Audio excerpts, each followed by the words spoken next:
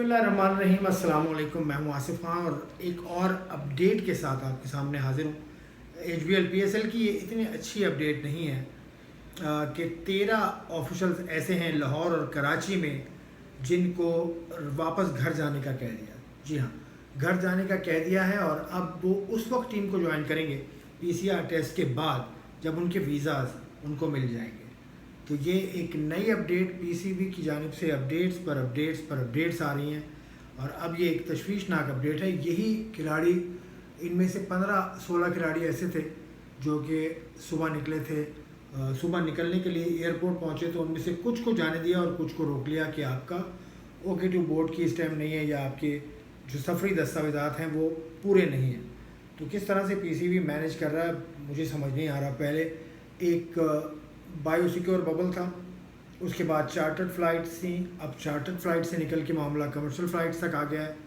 देखिए 5 खिलाड़ी हैं और ऑफिशियल कराची से बरास्ता अबू धाबी पहुँच चुके हैं, जबकि लाहौर के होटल में मौजूद 12 बरास्ता बहरीन अबू धाबी रवाना हो चुके हैं।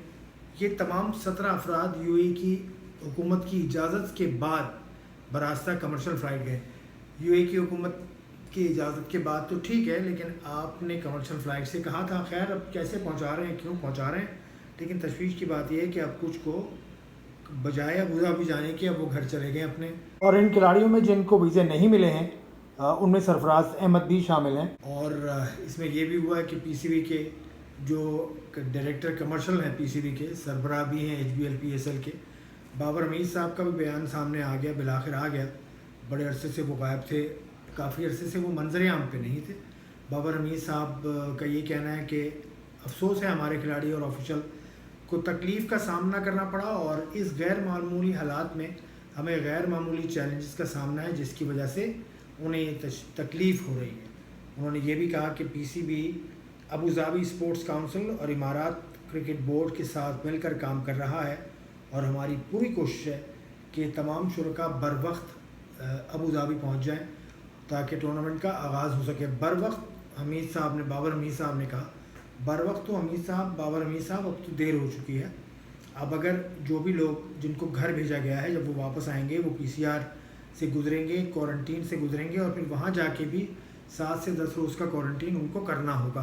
तो ये बर वक्त है या कैसे है मुझे नहीं समझ आ रहा, लेकिन बहुत मिसमैनेजमेंट है बज़ाहिर नज़र आ रही है, बज़ाहिर, क्योंकि जो भी फ़ैसले हो रहे हैं वो समझ नहीं आ रहा है, एक के बाद एक फ़ैसला, एक के बाद एक फ़ैसला। इसीलिए मैं आपके सामने आज ज़रा तस्वीर से आया हूँ कि जो फ़ैसला हो जाए, अब ये हतमी फ़ैसला है, PCB की तरफ से ऐलान करदा फ़ैसला है और बड़ा तकलीफ़ दह फ़ैसला है कि क्वारंटीन करने वाले लोग, उनका क्वारंटीन भी गया, बिल्कुल ज़ीरो हो गया, होटल का किराया आपने दिया था वो भी ज़ीरो हो गया। खैर अब देखिए किस तरफ ये कहानी जाके रुकती है। मैं आपसे इजाज़त चाहूँगा। खुदा हाफ़िज़।